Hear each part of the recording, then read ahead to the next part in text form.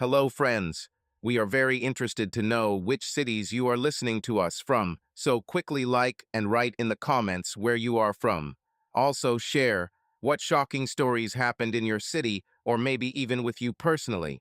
Subscribe because the next story could be about your city or even your personal drama. Now let's dive into a new exciting story. Summers in St. Louis have always been hot, but on the day I'm about to talk about, the sun was blazing as if it had decided to bake us all right in our backyard in Ferguson. It was one of those typical Saturday barbecues we had every year at the end of July. The smell of roasting ribs and coals hung in the air, mixing with the aroma of freshly cut grass and the distant hum of a lawnmower somewhere in the neighborhood. I was 30, and I was already used to these gatherings: dad at the grill, mom fussing with salads, sisters arguing about something of their own, and me, as usual, opening another bottle of Budweiser and trying not to get involved in their womanly squabbles. Our house was old but sturdy, a two-story brick box with peeling paint on the shutters and a porch where Dad liked to sit in the evenings with a cigarette and an old radio tuned to a classic rock station. The backyard was small but well kept: a lawn, a couple of flower beds with my mother's roses, and an old oak tree, under which stood a wooden table darkened with age. Today the table was set with a paper tablecloth with red stripes, and there were bowls of potato salad, corn on the cob, and a plate of homemade muffins that my mother had baked that morning. Everything is as always. At least that's what I thought. Dad, Jim Reynolds, stood by the grill wearing his favorite plaid shirt with the sleeves rolled up. He was 67, but still looked strong: broad shoulders, calloused hands, a face lined from working at the Boeing plant and too much exposure to the sun. He used long tongs to turn the ribs, occasionally taking a sip from a can of Miller Lite he kept on a rack next to the grill. "Mike, give me the sauce," he shouted, not taking his eyes off the meat. "These beauties are almost ready, but they won't play without my BBQ." I grinned, set the beer down, and reached for the sauce bottle next to the bowl of chips. "Are you sure you won't burn them like last year?" I counterfeited him, holding out the bottle. "Mom still remembers those coals." He snorted, wiping the sweat from his forehead with the back of his hand. "Last year, I was just checking how hungry you all were. And coal, by the way, is good for the stomach. Ask your grandfather. He was the only one who saved himself during the war." "Yes, yes, grandfather and his stories," I laughed. "Maybe you can also tell me how you and Tommy stole a tractor from the factory." "They didn't steal it, they borrowed it," he corrected with a serious look, but the corners of his lips twitched. "And if it weren't for that tractor, we wouldn't have had time to unload the batch of wings for the fighters. So thank me for freedom, son." I rolled my eyes, but couldn't help but smile.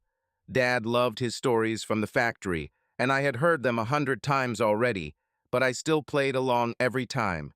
It was part of our barbecues. He tells stories, I joke, and then we both laugh like two idiots. Meanwhile, Mom, Ann, came out of the house with a tray containing a stack of paper plates and plastic glasses. She was 65, but she still looked great slender, with short brown hair streaked with gray and a light blue dress that she wore to almost every summer event. She put the tray on the table and immediately began straightening the tablecloth, although it was already lying flat.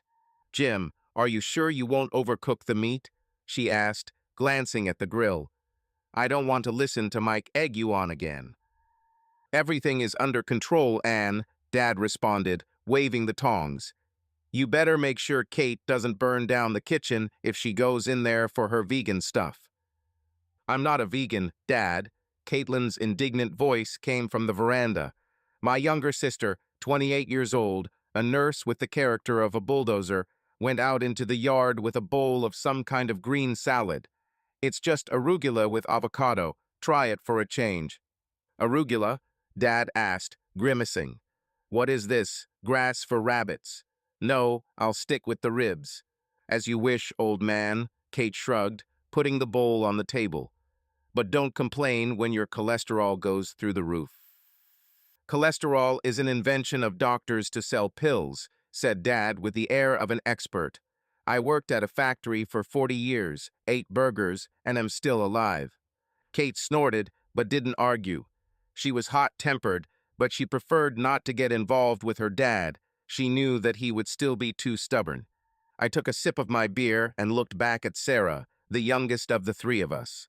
She was 26, and she was sitting on a folding chair under an oak tree, her head glued to her phone.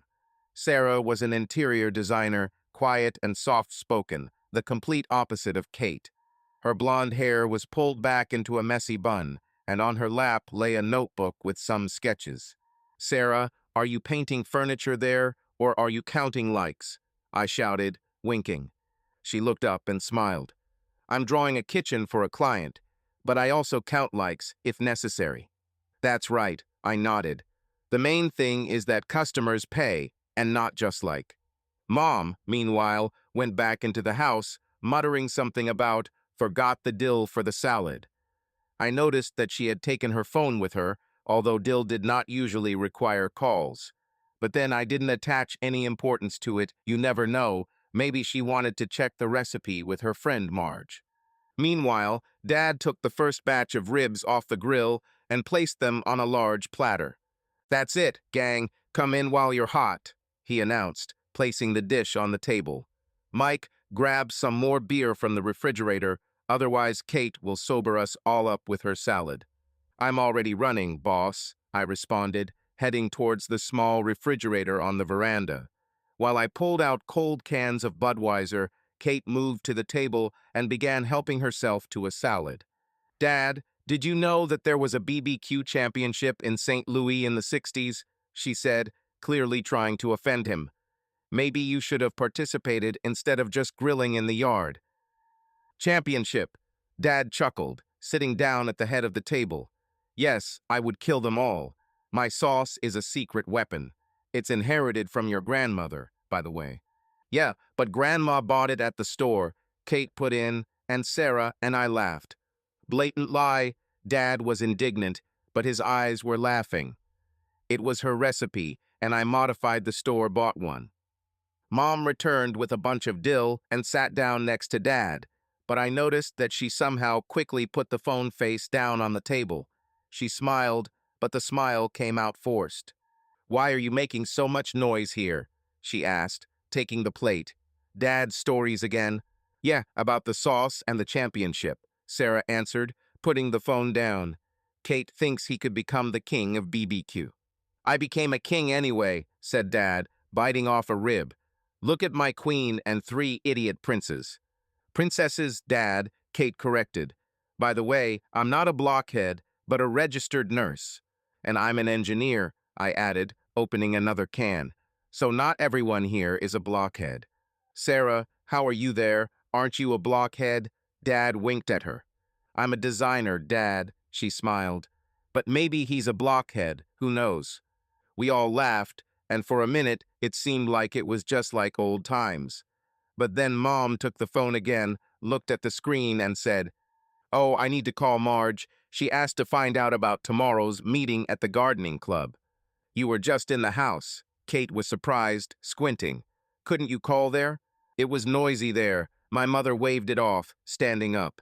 I'll talk quickly on the veranda." She left, and I noticed how Kate looked after her with some strange expression. Dad didn't seem to notice he was busy eating ribs and arguing with Sarah about what color was best for the kitchen cabinets. "Mike, why are you silent?" he asked, wiping his hands with a napkin. "Help me convince this girl that white is boring." "White is classic, Dad," I said with a shrug, "but I would choose blue, like the Cardinals." "Here," he exclaimed. "My son has brains, not like you girls." "Oh, let's not do that," Kate rolled her eyes. "Otherwise I'll start about your taste in shirts." "What's wrong with my shirt?" Dad was indignant, straightening his checkered collar. "That's style, baby." We laughed again, but I noticed that my mother was still standing on the veranda, turned to the railing, and quietly said something into the phone. She didn't look like she was discussing roses or dill. I took a sip of my beer and thought that maybe she was just tired of all this fuss. But something in her behavior, that quick glance at the screen, the way she walked away, pricked me. It's still weak, like a mosquito that you don't yet dare to swat. When she returned, Dad was already pouring the sauce onto plates, and Kate was trying to get Sarah to try her salad.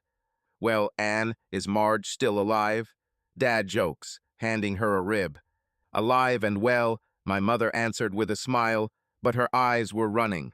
"Just chatting incessantly, as always." "That's for sure," he nodded. "I remember how she once talked for 3 hours about her tomatoes. I almost fell asleep right on the plate." We laughed, but I noticed that my mother hardly ate. She picked the salad with a fork and glanced at her phone every now and then. Kate noticed this too, because later, when we were clearing the table, she whispered to me, "Did you see how she twitches with that phone?" "Yes, it's a little strange," I agreed, "but maybe it's just nerves. You know how worried she is about her flowers." "Maybe," Kate chuckled, but I could tell from her tone that she didn't believe me. The sun was setting, turning the sky over Ferguson orange, and I was still thinking about that phone call. It was a small thing, nonsense, but for some reason it stuck in my head like a thorn. A couple of weeks passed after that barbecue, and I almost forgot about my mother's strange call on the veranda. Summer in St. Louis rolled on as usual. Heat, humidity, the smell of asphalt after rain, and endless Cardinals games on TV. I worked as an engineer for a construction company in the south of the city, and the days dragged on monotonously drawings, coffee from the machine, and arguments with colleagues about whether it was worth spending $1 million on a new bridge over the Mississippi. But that evening, when Kate called me and said, "Mike, we need to meet, it's about Mom," I realized that the calm was over. It was early August, and I had just returned home to a small apartment in the Delmer Loop that smelled of old wood and the neighbor's spaghetti sauce. I plopped down on the couch with a can of Budweiser and turned on the TV, hoping to catch a replay of last night's game when the phone rang. Caitlin flashed on the screen, and I immediately sensed something was wrong. She rarely called just to chat. "Mike, are you home?" Kate's voice was harsh, as always when she was angry or worried. "Yeah, I just came in," I answered, sipping my beer. "What's happened? Did you have a fight with someone in the hospital again?" "No, this is not about work," she snapped. "It's about Mom. Do you remember how she acted at the barbecue? With a phone?" I frowned as I set the jar down on the coffee table. "Well, yes, she ran to call Marge." "And what?" "It wasn't Marge," Kate said, lowering her voice. "I noticed something here, and so did Sarah. We need to talk. Can you come to my place? Sarah is already on her way." "Right now?" I looked at my watch. 7:30. "Kate, I just got home from work. Let me at least take a shower." "Mike, this is important," she almost hissed. "I'm serious. Come over, okay? I ordered pizza, if that motivates you." Okay, I sighed. "Pizza is an argument. I'll be there in half an hour." I passed out, finished my beer in one gulp, and went to the bathroom. While the warm water washed away the dust and sweat from my shoulders, I tried to understand what Kate could have unearthed. She was always suspicious. Even at school, she kept an eye on the neighborhood boys if she thought they were up to something. But about Mom, it sounded strange. Ann Reynolds, a retired schoolteacher who loved her roses and knitted socks at Christmas, what could she be hiding? I turned off the water, pulled on jeans and an old Cardinals t-shirt, and drove to Kate's. She lived in a small house in the Southgate area, which she rented with a friend from the hospital. The house was old, with a rickety veranda and peeling green paint, but inside Kate had put things in order. Everything was clean. On the shelves there were books on medicine and a couple of cacti, which she called her patients. When I parked my Ford at the curb, Sarah was already there, her blue Honda parked next to the mailbox. I walked in without knocking, as usual, and immediately smelled the pepperoni pizza. Kate sat cross-legged on the living room couch with a slice of pizza in her hand, while Sarah sat in a chair with a glass of water and nervously twirled a lock of hair. "Well, finally," Kate said, waving her hand at me. "Sit down, take the pizza. We have a family council here." "Hi, Mike," Sarah smiled, but the smile came out weak. "How are you?" "Okay, as long as you don't scare me." I plopped down on the sofa next to Kate and reached for a piece. "So what kind of panic?" "Mom forgot to water the roses again." Kate snorted, put the pizza down, and wiped her hands on a napkin. Very funny. No, Mike, this is serious. I saw her yesterday in the car. She parked at the Walmart on Kirkwood Road, but she wasn't alone. I froze with pizza in my mouth. With whom? I don't know, Kate shrugged, but her eyes narrowed. Some guy, about 60 years old, maybe a little less, gray-haired, wearing dark glasses. They were sitting in her car, and she was laughing like, well, I don't know, like she was flirting. Did you flirt? I almost choked. Kate, are you serious? Maybe it was just a neighbor or someone from her gardening club. Mike, I'm not blind, she snapped. I know what it looks like when a woman flirts. She twirled her hair around her finger and giggled like a schoolgirl. It wasn't about roses, believe me. Sarah nodded, looking at the floor. I saw something too, she said quietly. Last week I stopped by their house and wanted to pick up an old lamp for a client. Mom said that she was going to meet a friend in the center, but when I was leaving, I noticed a man's scarf in her car. Gray wool. Dad doesn't wear those. I put the pizza back on the plate. I lost my appetite. Scarf? I asked again. Well, maybe it was a friend's scarf, or she bought it for someone as a gift. Mike, don't be naive. Kate rolled her eyes. Dad only wears his stupid baseball caps and a jacket from the factory. Have you seen at least one scarf on him in the last 20 years? She was right. Dad, Jim Reynolds, wasn't one to bother with scarves. His style is jeans, plaid shirts, and a worn-out Cardinals cap. A scarf in his wardrobe would look as ridiculous as Dad at a dance. Okay, let's say, I said, rubbing my forehead. But this is not proof. Maybe she was just giving someone a ride, or it was some old man's scarf from church. Did you give me a ride? Kate chuckled. Yeah, and that's why she's so twitchy with the phone. I called her yesterday to ask about her potato salad recipe, and she hung up. Then she called back 10 minutes later and said that she was busy with flowers. 9 o'clock, Mike. Do you believe that she watered the roses in the dark? I was silent, digesting this. Mom's behavior at the barbecue came back to memory, the phone, quick glances, going out to the veranda. At the time I had chalked it up to nerves, but now, with these pieces from Kate and Sarah, the picture was starting to come together. Only I didn't want to see her. Maybe she's just having a midlife crisis, I suggested, clutching at straws. Well, you know, it happens. She's 65, maybe she wants to feel young.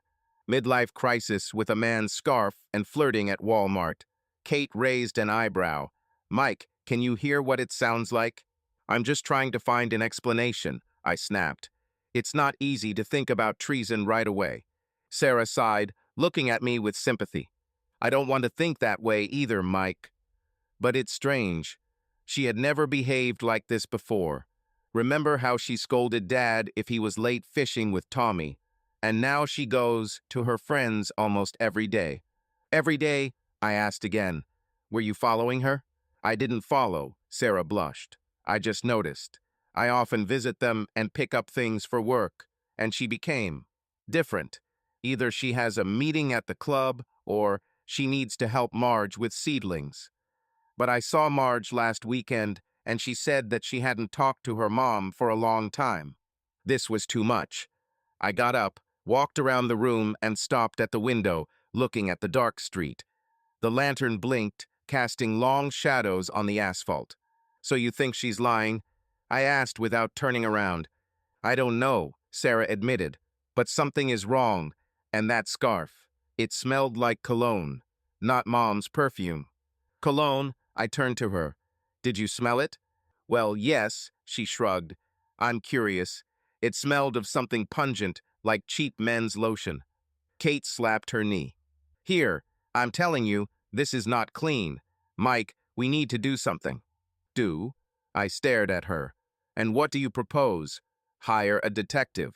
Follow her with binoculars? Don't be silly. Kate stood up and walked over to me. I'm not saying that you should immediately run to Dad, but we have to find out what's going on. If it's nothing, then fine. And if not. She fell silent, and silence fell in the room. Sarah looked at the floor. I rubbed my neck, and Kate glared at me. Okay, I finally said. Let's say we find out. How? I'll talk to her first, Kate said. I'll ask about her friends and see how she reacts. You can go to them and check the car. Suddenly, the scarf is still there. Do you seriously want me to rummage through my mom's car? I snorted. This is already paranoia. Do you want to wait until she tells you everything herself? Kate retorted. Or until Dad notices himself. I opened my mouth to object, but came up with nothing. She was right, Dad, with all his straightforwardness, might not notice if Mom was hiding something. He trusted her like he trusted his old Chevrolet blindly and without question. Okay, I gave in. I'll come by tomorrow after work. But if this is nonsense, Kate, you owe me a case of beer. Agreed, she grinned. And if I'm right, you owe me pizza. Every week. It's coming, I nodded, although some heavy feeling was already stirring in my chest. We sat a little longer, finished the pizza, but the conversation was no longer going well. Sarah left first, citing fatigue, and I stayed behind, helping Kate put away the boxes. Do you really think she could? Well, with someone? I asked when we were alone. Kate looked at me and her face softened. I don't know, Mike, but I saw her with this guy, and it was not friendly. I nodded, but everything inside me sank. As I drove home through the dark streets of St. Louis, with the sound of tires and distant sirens, I couldn't help but think that our family, so familiar and strong, was beginning to come apart at the seams. The day after my conversation with Kate and Sarah, I woke up with a heavy head. It's not that I drank much. A couple of Budweisers at Kate's doesn't count, but it was a restless night. I dreamed of my mother standing on the veranda with the phone, and my father, who for some reason silently looked at her from under the oak tree without saying a word. I got up, made some coffee in the old coffee maker that hummed like a tractor, and tried to concentrate on my work. But our thoughts kept returning to what we had in mind. Kate insisted that Mom and I talk together, and although I grumbled, I agreed. In my heart of hearts, I hoped that this was all nonsense, that the scarf was just a scarf, and that the flirting at Walmart was a figment of Kate's imagination.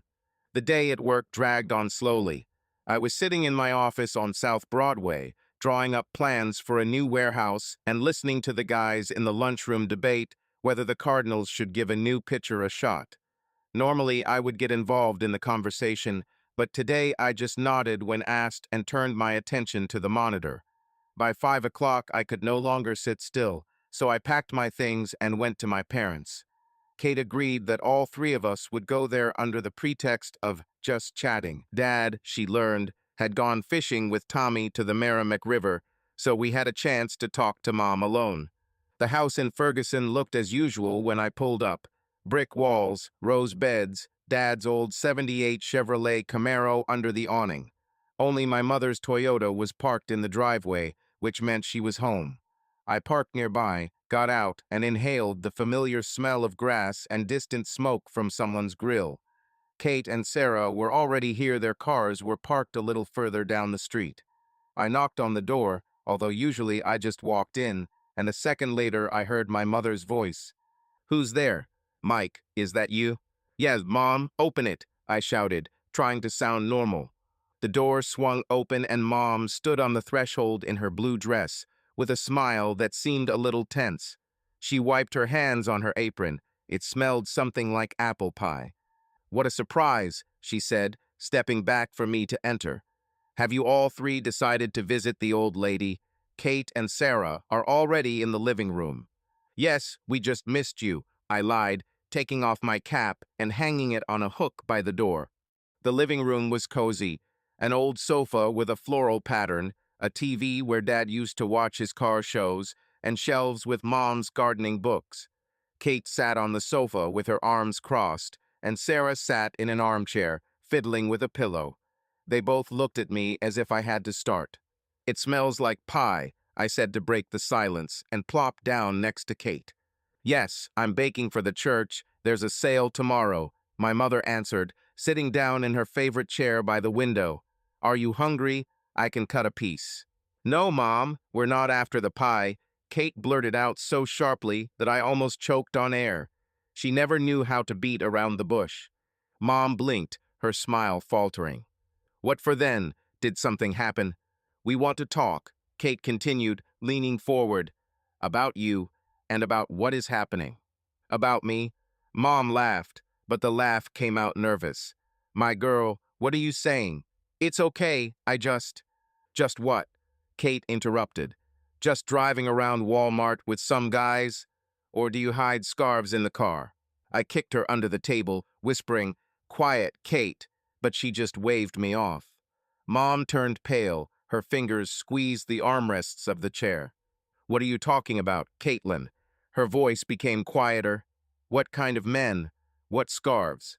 I saw you. Kate did not back down. Last week, at the Walmart on Kirkwood Road. You were sitting in a car with some guy and giggling like a teenager, and Sarah found a scarf in your Toyota. Men's scarf, Mom. Explain. Mom looked at Sarah, then at me, as if she was looking for support. Sarah, is this true? Were you rummaging through my car? I didn't rummage, Sarah blushed, lowering her eyes. I just saw him when I took the lamp. He was lying in the back seat, and he smelled like cologne. Cologne, my mother repeated, as if tasting the word. Then she stood up, crossing her arms. What, did you set up surveillance? Is this how children treat their mother now? We weren't watching, I intervened, trying to soften my tone.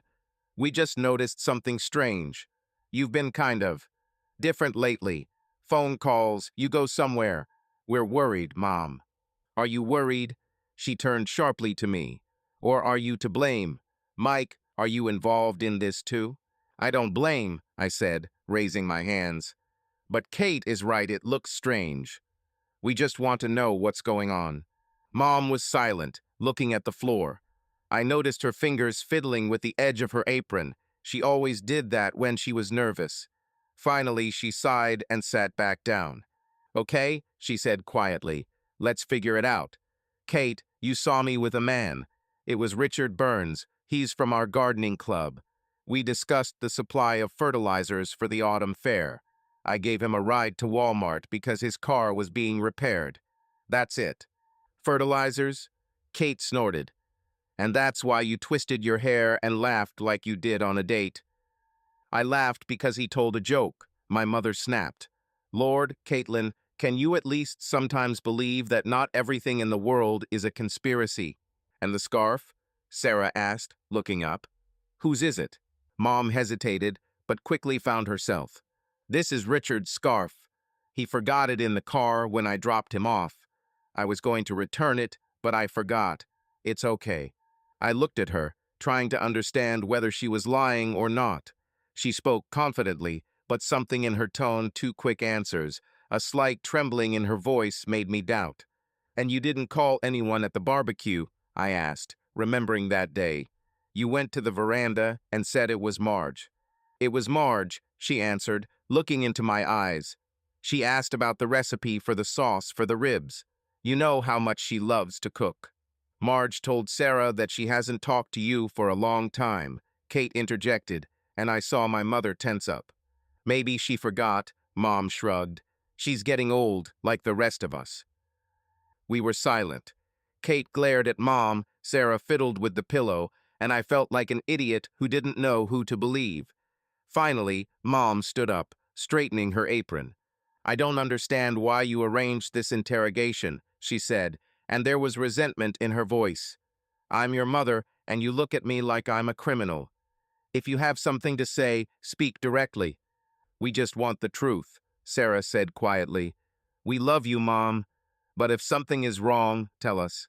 Mom looked at her, and for a second it seemed to me that she was going to cry. But she just shook her head. It's okay, she said firmly. Nothing happens. I promise you this is all a misunderstanding, and I ask you not to tell Dad about this. He will only get upset over nonsense. We won't tell, I nodded, although Kate gave me an angry look. If you say this is nonsense, we believe you. Thank you, Mike, Mom smiled, but the smile did not reach her eyes. Now let's forget this. Would you like some pie? Come on, I said to diffuse the situation. Kate remained silent, and Sarah nodded. We sat for another 20 minutes, eating pie and talking about all sorts of nonsense about work, about how the Cardinals blew the last game. But the tension has not gone away. As we walked out to the cars, Kate grabbed my elbow. "Did you believe her?" she hissed. "And I don't know," I said honestly. She sounded convincing. But something's wrong," Sarah finished for me, looking at the house. "I feel." "Me too," I admitted. "But for now, we only have a scarf and your eyes at Walmart, Kate. Let's give her a chance. If she's lying, it'll still come out." Kate snorted but nodded. We went home. A year had passed since that first confrontation with my mother, and I had almost convinced myself that we had made a mistake. She promised that it was all a misunderstanding, and the three of us, me, Kate, and Sarah, decided to believe. Well, or they pretended to believe it. Mom became more careful. She made fewer calls in front of us, went out to see her friends less often, and the scarf disappeared from her car. I was even starting to think that Kate was exaggerating the incident at Walmart and Sarah was just making up the smell of cologne. But it all came crashing down one evening when I saw her with that black Cadillac at a gas station off Highway 270. I was driving home from work, tired, with a buzzing head after yet another planning meeting, and stopped to fill up my Ford at BP in Crestwood.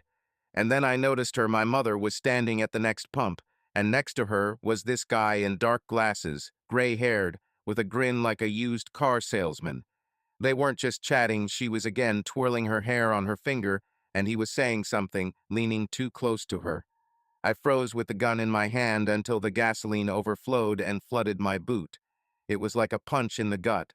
I called Kate straight from there without leaving. "Kate, this is not nonsense," I said, barely able to control my voice. "I just saw my mom with some guy at a gas station. Black Cadillac, gray-haired guy. She's lying again." "I told you so," Kate almost screamed into the phone. "Where are you?" "I'm coming to you." "Don't," I stopped her. "I'll figure it out myself. But we need to tell Dad. Today." "You are sure?" Doubt flashed in her voice. He should know," I snapped. "Stop covering her." I called Sarah, told her the same thing, and we agreed to meet at my parents' place. Dad was at home. I knew that he usually tinkered in the garage in the evenings, fixing his old cars or just drinking beer while listening to the radio. Mom, apparently, had not yet returned from the gas station that gave us time. When I pulled up to the house in Ferguson, Kate was already there, standing in front of the garage with her hands in her pockets, and Sarah was sitting on the porch, looking at her phone. I got out of the car, and we silently looked at each other. Nobody wanted to start. "Is he inside?" I asked, nodding towards the garage. "Yeah," Kate replied. "I heard him knocking something." "Can you tell?" "We'll tell you everything," I said. "This is not only my burden." We entered the garage. Dad, Jim Reynolds, stood at the workbench in his plaid shirt, wrench in hand. His Chevrolet Camaro was jacked up, and Sweet Home Alabama was blasting from an old radio. There was a can of Miller Lite on the shelf, already half empty. He turned around when he saw us and wiped his hands with a rag. "Gee, the whole gang's here," he grinned. "What, did you miss the old man? Or does Kate want to argue about my cholesterol again?" "Dad, we need to talk," I said, stepping forward. My voice trembled, and he noticed it. "What kind of faces are these?" He frowned, putting the key aside. "It's like you're at a funeral. What's happened?" I looked at Kate, then at Sarah. Kate nodded, and Sarah lowered her eyes. I took a deep breath. "It's about Mom," I began. "We think. No, we know that she was lying to us. About their meetings and all that." "Did you lie?" Dad narrowed his eyes. "What are you talking about, Mike? Spit it out." "A year ago, we noticed that she was behaving strangely," I continued. "Phone, care, a man's scarf in the car. She said it was nonsense, that it was just a friend from the gardening club. We believed. But today, I saw her at a gas station with some guy. They didn't look like friends, Dad." "Not as friends," he repeated slowly. "How?" Kate intervened, unable to resist. "It's like she's flirting with him, Dad. I saw her with this guy before, at Walmart. She swears it's about fertilizer, but that's a lie. And today Mike caught them again. Dad was silent, looking at the three of us. His face became hard, as if carved from wood. He took the can of beer, took a sip, and put it back with a quiet thud. "Scarf, you say?" he asked Sarah. "Yes," she nodded quietly. "I found it in her car. It smelled like cologne. She said it was from the same friend, but you didn't believe it," he finished for her. Sarah nodded. He walked around the garage, rubbing his chin. The radio was still playing, but now the music seemed out of place. Finally, he stopped and looked at me. "Are you sure, Mike? What did you see her today?" "100%, I said. "Black Cadillac, gray-haired man with glasses." She twisted her hair and laughed. "It wasn't about roses, Dad." He nodded as if he had made a decision and sat down on the old chair by the workbench. We waited for him to speak. "You know," he began, looking at the floor, "I always trusted your mother. 40 years together, 3 of you raised you. I thought we were like this Chevrolet, old but strong. But if she's lying, if she's with someone, I'm not the man who will tolerate it." "Dad, you can talk to her," Sarah said, her voice shaking. "Maybe it's not what we think yet." "Isn't that right?" he snorted. "Sarah, I'm not stupid. If she has been telling you lies for a year, and now she's giggling with some guy in a Cadillac, it's not about fertilizers. This is about something else." "What will you do?" Kate asked, crossing her arms. Dad looked up, and there was a steel in them that I had never seen before. "I'm filing for divorce," he said calmly. "I'm calling my lawyer tomorrow morning. If she wants to run with someone, let her run, but not with me under the same roof." "Dad, are you sure?"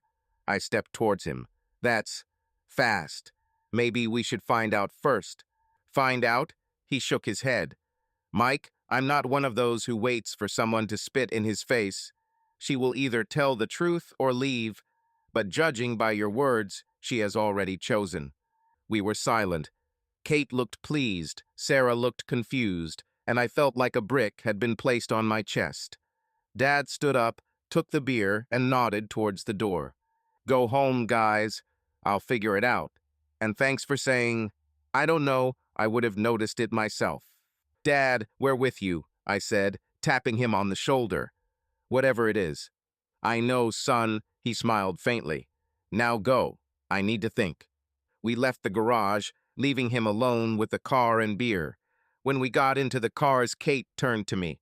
"Did you expect him to decide so right away?" she asked. "No," I admitted. "But this is Dad.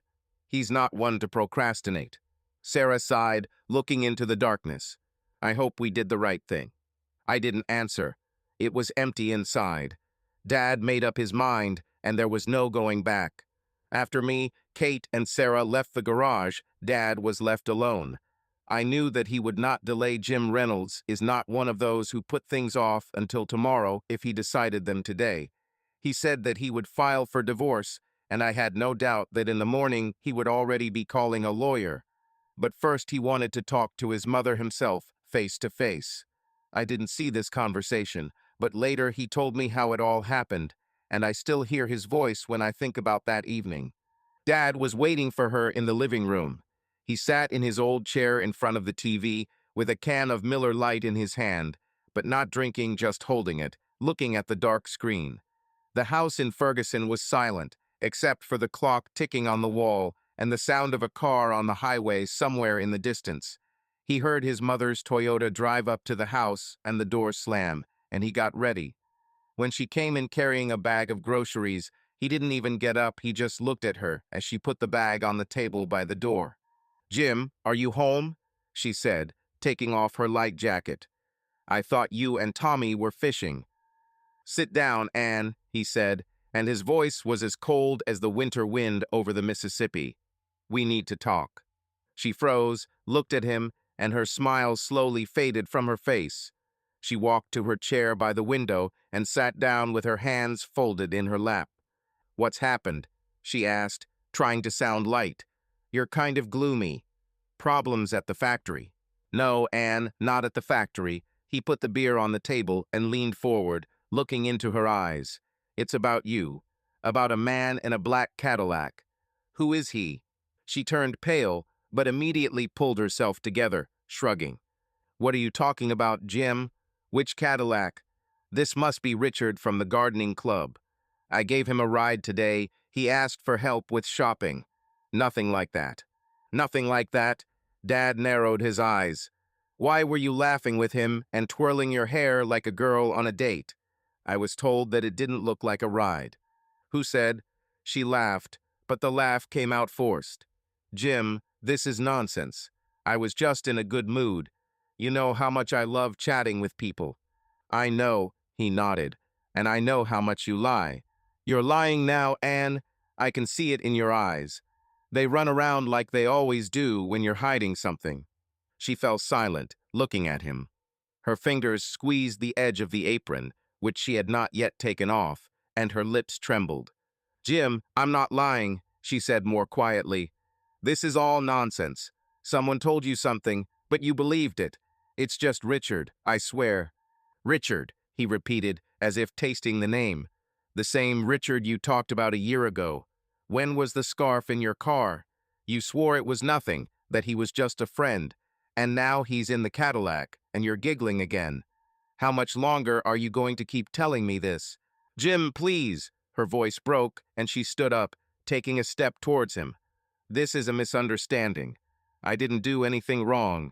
He's just a friend, I swear to you. The friend you flirt with at gas stations? He shook his head. Anne, I'm not a fool. You lied for a year, maybe more. I believed you. I thought we were strong, like this house. But you ruined everything. She gasped, putting her hand to her mouth as tears streamed down her cheeks. She fell to her knees in front of him, grabbing his hand. Jim, no, don't say that, she screamed. I swear it doesn't mean anything. I love you. We have been together for 40 years. Don't ruin everything over nonsense. Nonsense, he snorted, looking down at her. You've been running behind my back for a year. This is not nonsense. This is betrayal. I won't live with a woman who doesn't respect me.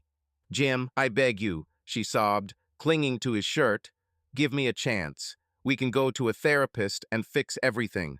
I'll do whatever you want, just don't leave. He was silent, looking at her. Her tears dripped onto the floor, but his face remained stony. Finally, he freed his hand and stood up, moving to the window. It's too late, Anne, he said quietly. I'm filing for divorce. I'm calling my lawyer tomorrow. You made your choice. Now I make mine. No, she jumped up, rushing towards him.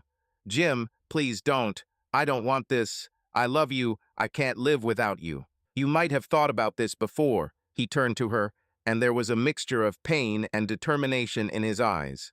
When I took the phone and went to see my friends. When I got into the car with Richard, you chose him over me. This is wrong, she almost screamed, grabbing his shoulders. It was a mistake, stupidity. I didn't want to lose you. But I lost it, he pulled away, looking into the darkness outside the window. Go away, Anne. Pack your things and leave. I don't want to listen to this anymore. She stood trembling, tears streaming down her face, but he did not look at her. Finally, she stepped back, wiping her cheeks.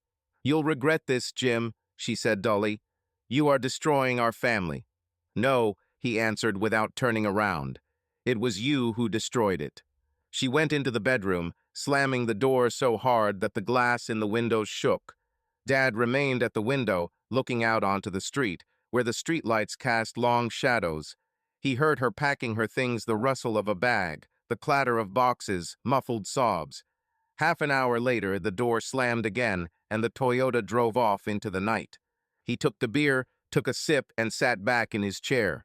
The silence was oppressive, but he did not turn on the TV. I just sat, looking into emptiness, and thought that 40 years ended like this with lies, tears, and a black Cadillac. The divorce had begun and chaos was now inevitable. The divorce had just begun, and Dad could no longer sit at home.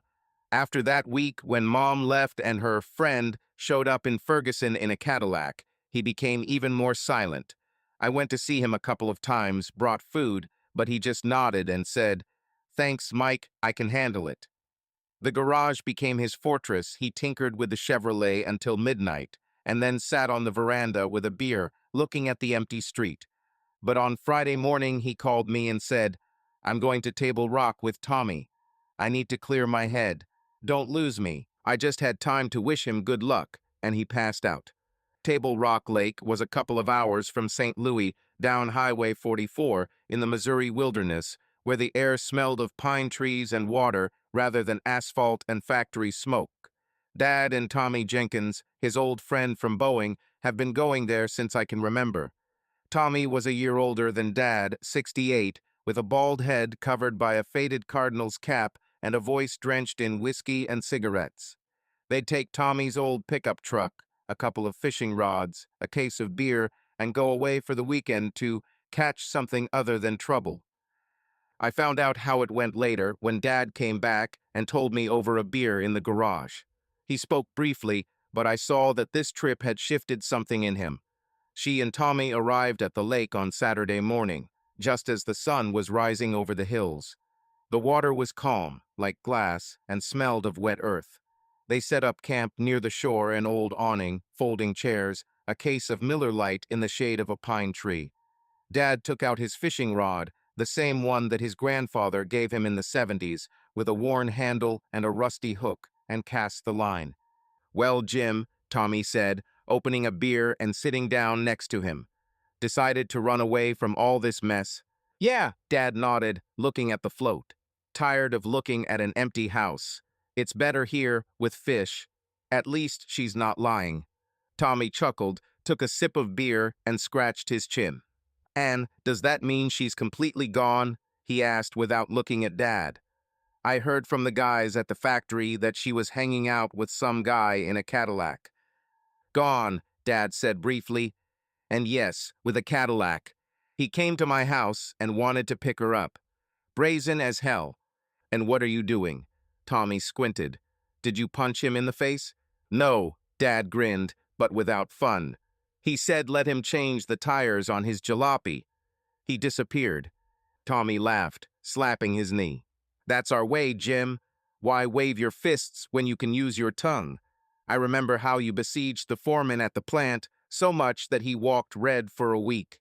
"It happened," Dad nodded, watching the float twitch slightly. "But this is different, Tom.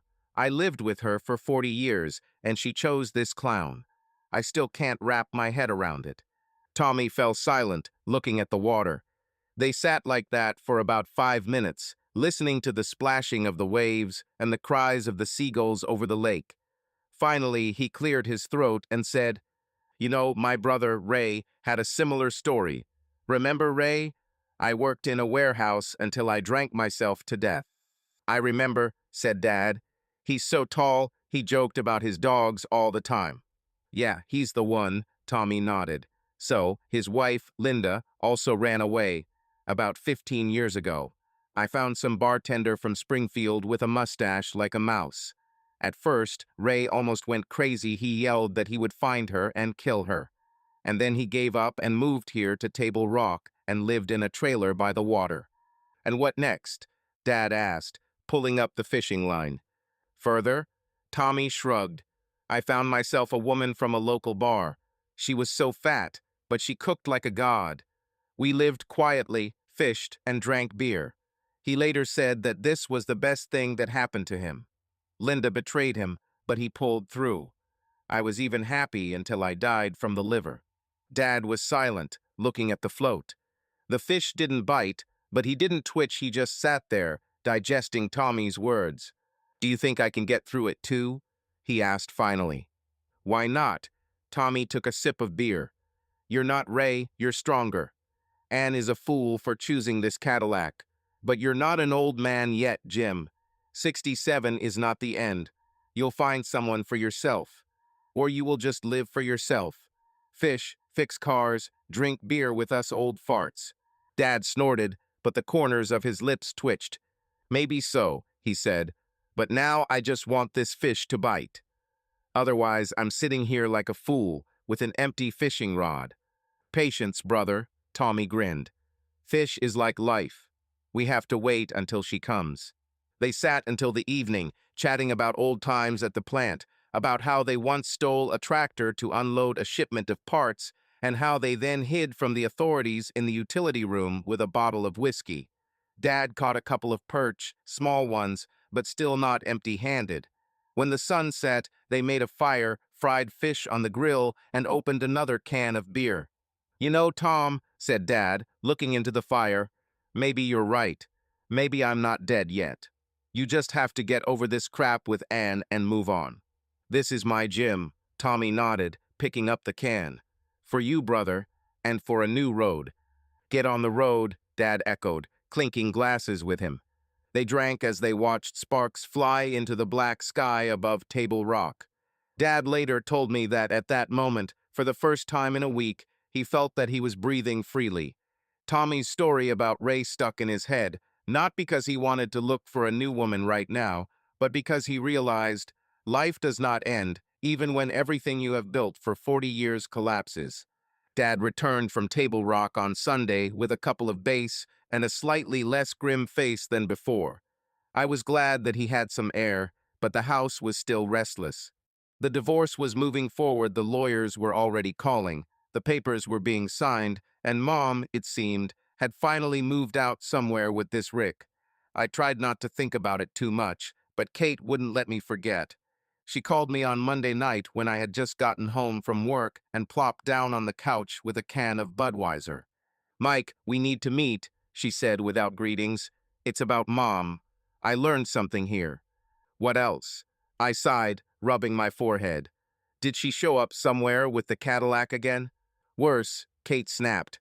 "Come to me. Sarah will be there too." I wanted to object, but her tone left me no choice. Half an hour later, I was at her house in Southgate, with the smell of pizza in the air and the slight hum of the TV in the background. Kate sat cross-legged on the couch with a piece of pepperoni in her hand, while Sarah sat in a chair, looking at the floor. The tension hung like the damp air before a St. Louis storm. "Well, lay it out," I said, sitting down next to Kate and taking the pizza from the box. "What did you find out?" "Mom lives with him," Kate blurted out, as if she was waiting for the moment. "With Rick. Marge's neighbor saw her last week at his car dealership on Lindbergh Boulevard. They drove off together in his Cadillac. She's not even hiding, Mike." I stood there with the pizza in my mouth, digesting this. Marge was a gossip, but there was no point in lying to her. "And what?" I said, trying to sound calm.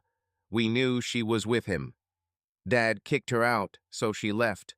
"What, so what?" Kate threw the pizza on the table and turned to me. "She's a traitor, Mike. 40 years with my dad, and now she lives with this womanizer as if nothing happened. Aren't you angry?" "I'm angry," I admitted, putting the piece aside. "But what can we do?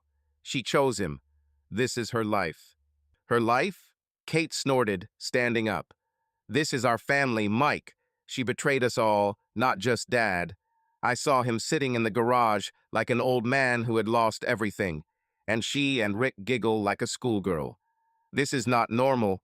"Kate, calm down," Sarah said quietly, looking up. "Maybe she didn't want to betray us.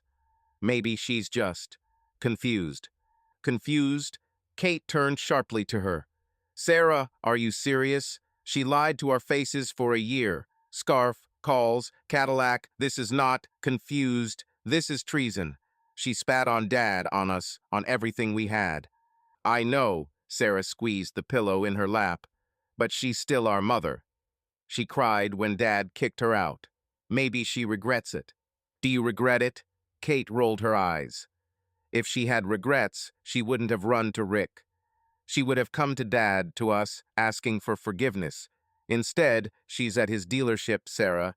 It's not a regret, it's a choice." I was silent, listening to them. Kate was right, Mom chose Rick, and it burned me like hot asphalt under my feet in August. But Sarah's words were also catchy.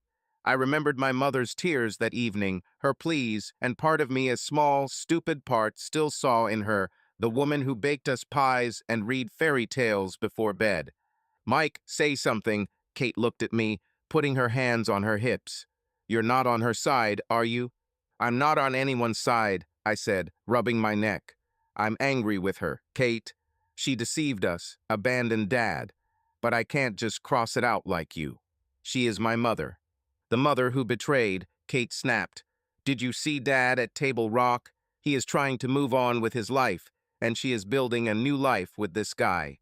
This is not a mother, this is an egoist. Maybe she's unhappy, Sarah interjected, looking at me. Maybe with Rick she's trying to forget what she lost. I'm not making excuses for her, but I don't want to hate her, Kate. And I want to. Kate crossed her arms. She deserves it. Dad worked hard for 40 years, built this house, raised us, and she got up and went to some car dealer. This is not about misfortune, this is about meanness. That's enough, Kate, I said, feeling everything boiling inside. You're right, she did a shitty thing. But Sarah is also right, she is our mother. I don't know how to combine this. I'm angry, but I'm sick of thinking that she's a stranger now. She made herself a stranger. Kate sat back, looking at the wall. And I'm not going to forgive her. Never. I want to, Sarah said quietly. Not now, but someday. She's not perfect, but she raised us. This means something. Means, Kate snorted. This means that she used us until she found a new option for herself. You're too soft, Sarah. You're too angry, Sarah retorted, and her voice trembled. Not everything in life is black and white. I got up, walked around the room, and stopped at the window. Southgate Street was dark, except for the flickering streetlight, casting shadows on the asphalt. I felt between a rock and a hard place, Kate with her rage, Sarah with her pity, and me, who didn't know what to do with this lump in my chest. Mike, who are you with? Kate looked at me, narrowing her eyes. With Dad or with her? With Dad, I said firmly. He didn't deserve this. But I can't just turn off everything that happened with my mother. I'm not you, Kate, and not Sarah. I'm somewhere in the middle. The middle is nowhere, Kate muttered. We have to choose. Maybe I'll choose, I answered, but not today. We fell silent. The pizza was cold, the TV was humming in the background, showing an advertisement for Busch beer, and I looked out the window and thought that our family was now like this blinking lamp, it either shines or goes out. Kate saw only betrayal in her mother, Sarah saw remnants of love, and I was torn between anger and guilt. I didn't know how to resolve this, but I understood that this dispute was just the beginning. Divorce separated not only Mom and Dad, but also the three of us. After my argument with Kate and Sarah, I tried to stay away from all the family drama. Work, beer, Cardinals games, I tried to live my life, but news about my mother still seeped in like water through an old roof. Kate was watching her like a hawk and called me on Wednesday night with another bombshell. Mike, she's officially with him, she said as soon as I picked up the phone. Anne moved in with Rick. Neighbors saw her carrying boxes into his Watson Road home. I was sitting in my Delmer Loop apartment, Budweiser in hand, watching a tire commercial on the TV. The news hit me like a hammer on my finger. Are you sure? I asked, putting the beer on the table. Maybe she just took things. No, Mike, Kate snorted. Marge said that she saw her with suitcases and boxes. She now lives there. With this Cadillac, this is the end. I was silent, digesting. Rick's house on Watson Road was a half hour from Ferguson Large, with a white picket fence and a two-car garage. I drove past it a couple of times when I was working at a construction site nearby. The thought that my mother was now there, with this guy, packing her life into his closets, burned me from the inside. Okay, I said finally. And what do you want me to do? Nothing, Kate replied. I just thought you should know. But I'm going to go there. See with your own eyes. Kate, don't interfere, I warned. It's her choice. Don't make a scene. I won't, she muttered. I'll just take a look. Are you with me? No, I snapped. I have my own business. But if you go, control yourself. She chuckled and hung up. I finished my beer and turned off the TV. I didn't want to sleep, and I decided to go to my mother myself, not for Kate's sake, but to pick up the old tools that I left in the garage. It was an excuse, but I needed to see if she was really gone forever. The next day after work, I drove to Ferguson. Dad was home, working on the Chevy, and I knocked on the garage door before entering. "Mike," he nodded, wiping his hands with a rag. "Come in. Beer in the refrigerator." "I'm not here for the beer, Dad," I said, looking around. "I wanted to pick up my keys and screwdrivers. Are they still here?" "Somewhere in a box," he gestured to the workbench. "Take what you need." I started digging into the tools, but asked, "Did you hear about Mom and Rick?" "I heard." He did not look up from the engine. "Marge called. She said Ann was now there on Watson Road. Let him live as he wants. And you don't care." I looked at him. "It doesn't matter." He straightened up, looking at me. "But what can I do? She chose him." I said mine. I nodded, found my keys, and walked to the car. But instead of home, I went to Watson Road. I don't know why. Maybe I wanted to see for myself. When I arrived, the Cadillac was parked outside the garage, and my mother's Toyota was nearby. I parked across the street and just watched. A minute later, she came out in jeans and a sweater, with a box in her hands. Rick jumped out after her, took the box, and said something. She smiled, but the smile was forced. I started the engine and drove away before anyone noticed me. But in the evening, Kate called. "You were right," I said. "She's there. I saw it." "And how?" she asked. "Okay," I lied, "but I don't like it." "Me too," Kate said. "She's his now, Mike." And we stayed with Dad. I said nothing. She moved, and it was like a point in a book that I didn't want to close. Dad did not sit still after the divorce. Fishing with Tommy helped, but he still wasn't the type to drown in the past. A couple of weeks after my mom moved in with Rick, he called me on a Saturday morning. "Mike, I'm going to the fair in St. Louis," he said. "I want to look at old cars. Will you come with me?" "Go ahead," I agreed. I haven't been to the fair for a long time. The fair was held in Forest Park, large, noisy, with the smell of popcorn and gasoline from the cars on display. We arrived around noon, parked my Ford at the entrance, and went to have a look. Dad immediately became interested. He walked between the old Mustangs and Chevrolets, chatted with the owners, pointed his finger at the engines. "That's a car, Mike," he said, looking at the '69 Camaro. "Not like today's tins." "Yeah," I nodded, sipping lemonade from a paper glass. "Would you like one like this?" "It's not harmful to dream," he grinned. "But my old one is still running." We reached a food stand where they were selling pies and ribs. Dad got himself a plate of ribs, and I got a piece of apple pie. While he was paying, a woman approached us about 60 years old, plump, with a warm smile and gray hair tied in a bun. She was wearing an apron that said Betty's Pies. "Jim Reynolds, what are you doing?" she said, looking at Dad. "I wouldn't have known if it weren't for your gait. Still like a mechanic." Dad blinked, then smiled. "Betty Wilson. Damn, how many years? Are you still baking pies?" "Yeah," she nodded, handing him a napkin. 30 years in the school canteen, and now at fairs. How are you? I heard that you are still a hero at Boeing."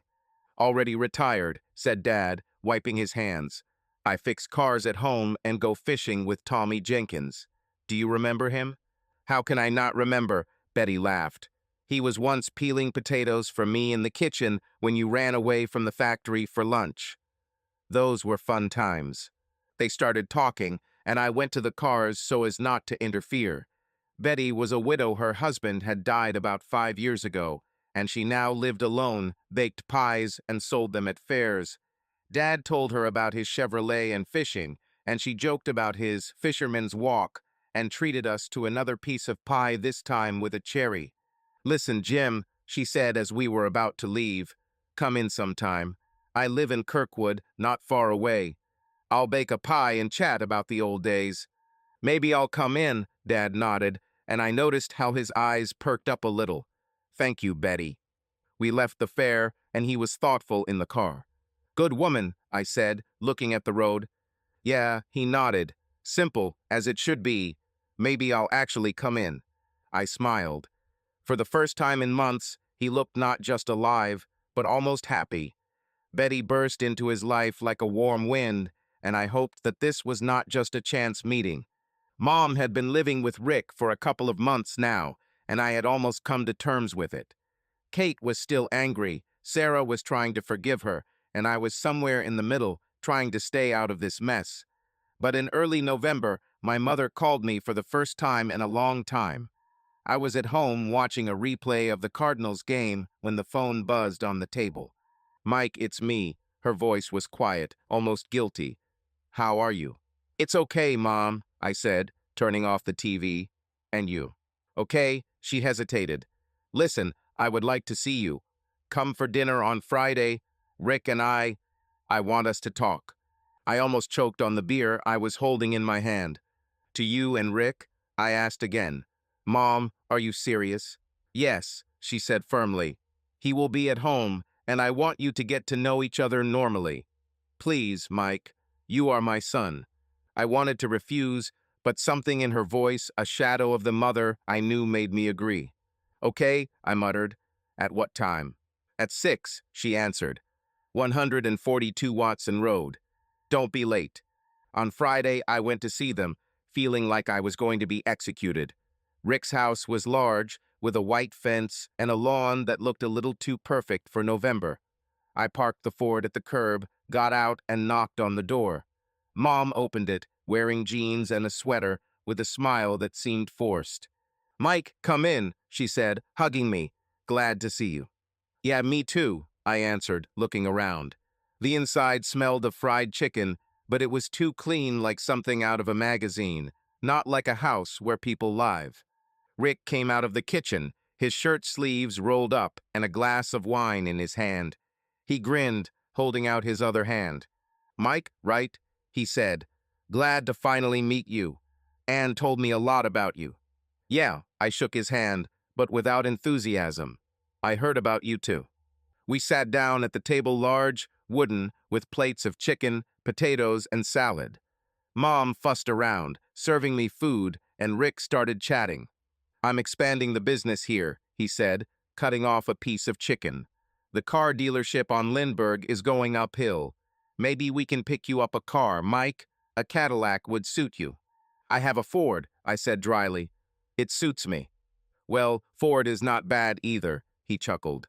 "But Cadillac is a level. I made such deals in the 80s that people still remember them to this day." "Yes," I raised an eyebrow. "And how was it?" "Oh, there were times." He leaned back in his chair, clearly enjoying himself. "I sold the Eldorado to one guy in half an hour. He then returned and thanked me. I always knew how to persuade." Mom smiled, but I saw that she was embarrassed. I picked at the potatoes, trying not to roll my eyes. "Rick, maybe that's enough about cars," she said, looking at me. "Mike, how's work? Still under construction?" "Yes," I nodded.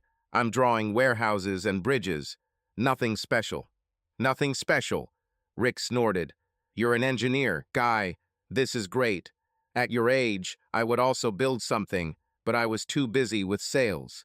He continued to talk nonsense about his exploits, how he deceived a competitor, how he bought the first Cadillac.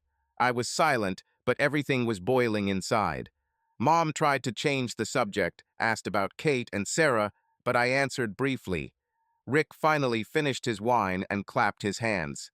"And let's have dessert," he said loudly. "Mike, try her pie.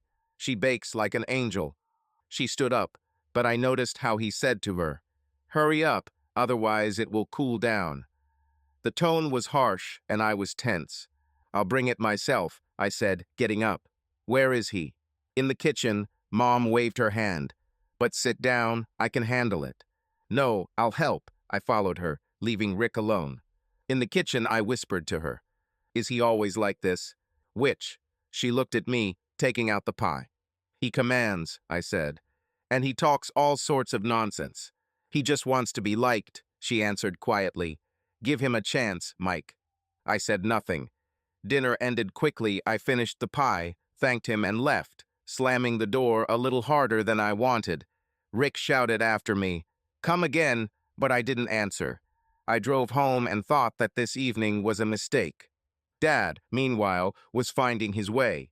He mentioned Betty Wilson a couple of times after the fair, but I didn't pay much attention until he said in mid-November, "Mike, I'm going to see Betty in Kirkwood. She wanted help with the car." I just nodded, but I saw that he was smiling more often than before. That Saturday afternoon, he took his toolbox and went to her. Betty lived in a small house on the outskirts of Kirkwood Old, but cozy, with a veranda and flower beds, where dry stems of flowers still stuck out. Her 90s Chevrolet Impala sat outside the garage with the hood open. Dad parked his pickup nearby and walked out, rubbing his hands. "Jim, you're on time," Betty said, walking out with a mug of coffee. "This old lady has stalled again." "You're a mechanic from God. Will you take a look?" "I'll see," he nodded, taking the coffee. "What's wrong with her?" "It won't start," she shrugged. "I thought that the gas had run out, but no." Dad opened the box, took out a wrench, and began digging into the engine. Betty stood nearby, chatting. "I remember my Frank fixing that car," she said. "He was like you, he loved to tinker with iron. He just didn't have enough patience." "I have enough," Dad grinned, wiping his forehead. "It's a battery, Betty. The terminals have oxidized. I'll clean it now." He worked, and she brought more coffee and a plate of cookies. An hour later, the car started, and Betty clapped her hands. "Jim, you are a miracle," she said. "Stay for dinner. I have chicken and potatoes in the oven." "I won't refuse," he nodded. They sat in her living room small, with floral wallpaper and an old TV. They ate chicken, drank tea, and Betty talked about her life. "Frank died of heart," she said quietly, "and then his brother deceived us with money. It was hard, but I survived." "You're strong," Dad said, looking at her, "and so do I." "Anne left. With someone else." "I heard," Betty nodded. "From Marge. Sorry, Jim. But you are not alone. You have children, friends, and here I am." "Thank you," he smiled. "You are not alone either. If anything, call me. I can fix cars." They laughed, and the evening passed peacefully. When Dad returned, he called me. "Betty is a good woman, Mike," he said. "Simple, as it should be. We're both beaten down by life, but maybe it's for the better." "I'm glad for you, Dad," I replied. "She suits you." And I was really glad. They were getting closer, and it was like light at the end of the tunnel. Sarah decided to celebrate her 27th birthday modestly, just Kate and I, Dad, and a couple of her friends from the design studio. She took a table at a small restaurant on Grand Avenue that served ribs and beer and told me over the phone, "Mike, no surprises, just eat and chat." I was for it, but deep down I knew that with our family there was no such thing as simply, and he turned out to be right. The evening started off fine. We arrived at 7. Sarah was beaming, wearing a new dress that she had sewn herself, and with a smile that I had not seen from her for a long time. Friends, Liz and Kim, were already there, chatting about some project with kitchens. We ordered ribs, bush beer for Dad and me, wine for the girls, and everything was going smoothly until the door opened. I noticed her first mom came in, wearing a coat and carrying a purse, and behind her was Rick, in his stupid leather jacket and with a grin. Sarah froze with a glass in her hand, Kate clutched her fork, and Dad simply looked at them as if they were empty space. "Surprise," Mom said, approaching the table. "Sarah, honey, I couldn't miss your birthday." "Mom, you didn't warn me," Sarah said, her voice trembling. I thought. "I wanted to please you," Mom smiled, but her eyes wandered. "And Rick is with me. He also wanted to congratulate me." "Hey, guys," Rick clapped his hands as if he were the host of the show. "Happy birthday, Sarah. We won't be here for long. We'll just say congratulations and leave." Kate stood up, her face turning red. "Are you serious?" she said, looking at her mother. "Did you bring him here? Soren's Day?" "Caitlin, don't start." Mom raised her hand. "This is a family evening. We are all family." "Family?" Kate snorted. "You abandoned your family, and now you're with this clown? Sit down if you want, but I won't tolerate him here." Rick stepped forward, still grinning. "Hey, take it easy, girl," he said. "I come in peace. Sarah, here's a gift for you." He handed her a box wrapped in shiny paper. "Thank you." Sarah took it, but did not open it. "Mom, I'm glad to see you, but maybe Rick can wait outside." "I'm not going anywhere," Rick said, sitting down at the table. We are together, and I am part of this. Let's relax and have a drink with Sarah. Dad was silent, but I saw how his fingers squeezed the can of beer. Liz and Kim looked at each other, clearly not knowing where to go. I decided to intervene. Rick, maybe it's really better to leave, I said quietly. This is not your place. Not my place. He turned to me. Anne is my woman, and you are her children. I'm here by right. By right, Kate jumped up, almost knocking over her chair. You stole her from Dad, and now you're shaking her license. Get out of here before I kick you out. Rick finished his beer, he had ordered it, while we were arguing and stood up, swaying. You know what? He said loudly. I've taken better women than your mother. The old man didn't have the courage to hold it, so I took it. Happy birthday, Sarah. This was the last straw. Kate grabbed his sleeve and pulled him towards the exit. Get out, she shouted, and take your mom if she's with you. Mom gasped, trying to stop her. Kate, stop it, she said. We're leaving, but not like this. They left. Rick muttered something about ill-mannered children, and Mom snapped at us with a guilty look. Sarah sat looking at the table, and Dad finally spoke. What a circus, he said, finishing his beer. Sarah, happy birthday. Never mind. Thank you, Dad, she smiled faintly. I didn't want this.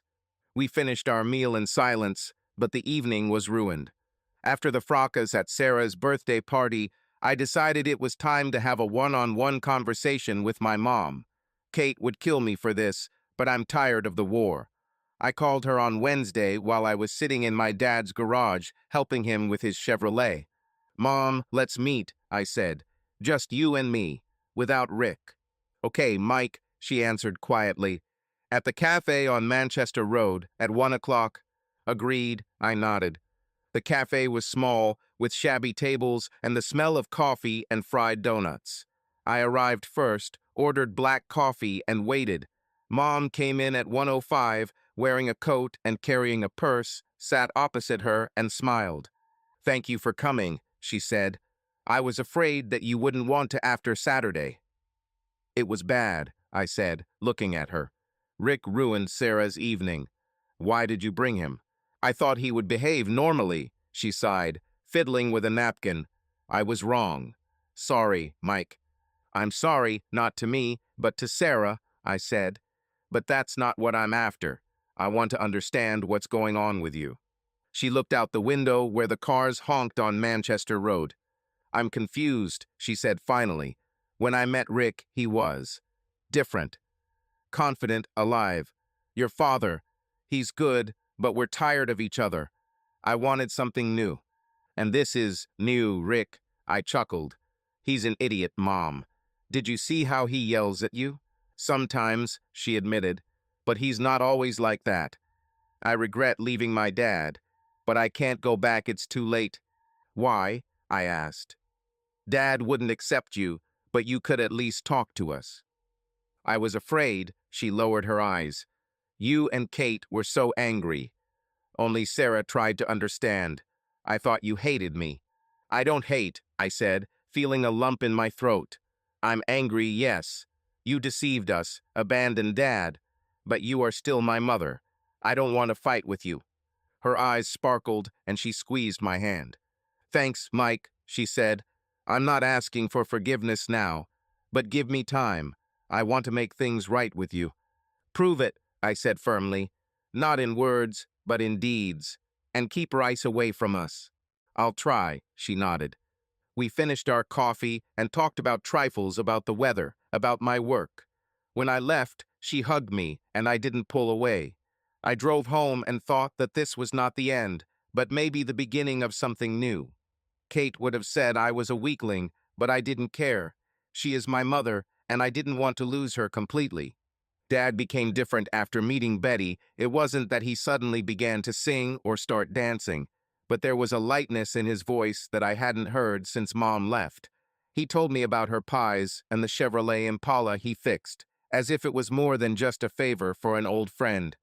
I could see that he liked her, and deep down I was glad he deserved at least a little light after all this mess with the divorce.